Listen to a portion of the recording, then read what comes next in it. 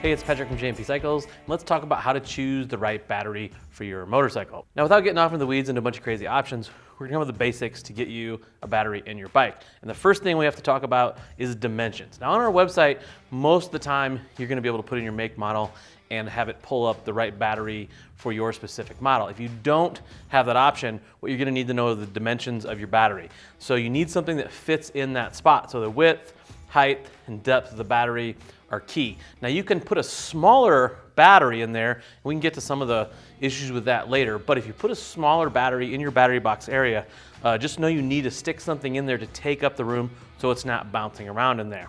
The other thing, equally, maybe even more important, is where the positive and negative posts are in relationship to the hot wire and the ground wire on your bike, because those battery cables typically don't have any slack in them whatsoever. So as you can see, these two batteries right here look exactly the same, with the exception of the positive and negative are switched. So when you're looking at that battery, if you don't know exactly which one fits your bike, the size is important, but then where the terminals are equally as important.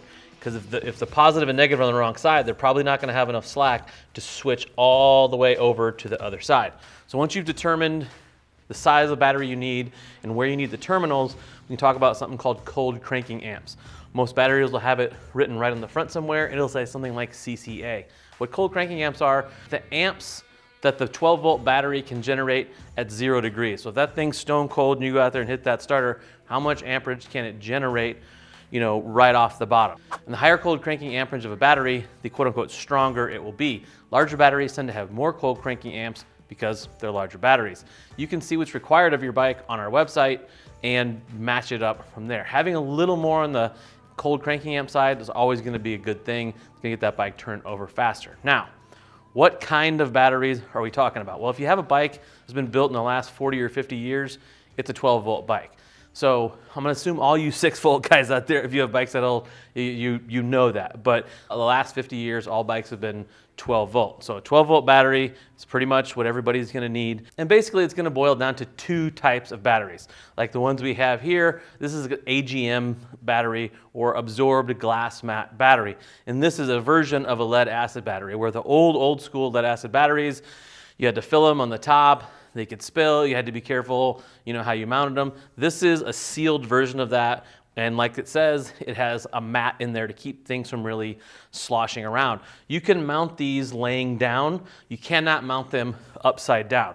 And also a lot of people get these confused with a gel battery. Basically, AGM batteries are a better version of a gel battery. So you're probably not gonna see many gel batteries out there, and you're better off going with the glass mat style. The other kind of battery is a lithium ion battery, and obviously lithium ion technology is everywhere now, but those batteries are gonna be much lighter than an AGM battery, and in a lot of cases, they don't take up as much space. So like we talked about before, if you get the small battery that has this good cranking output, it could fit into that space, save you some weight, but you're gonna have to take up that space so they don't rattle around in there. Most of the lithium ion manufacturers now actually make them, even though they don't need to make them that size.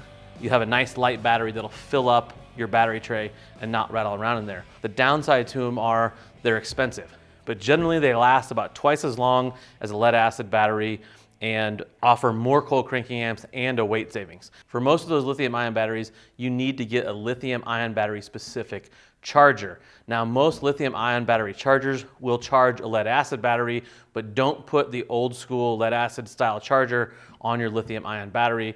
You can damage it. As always, have any questions, feel free to drop us a comment. Go work on those motorcycles.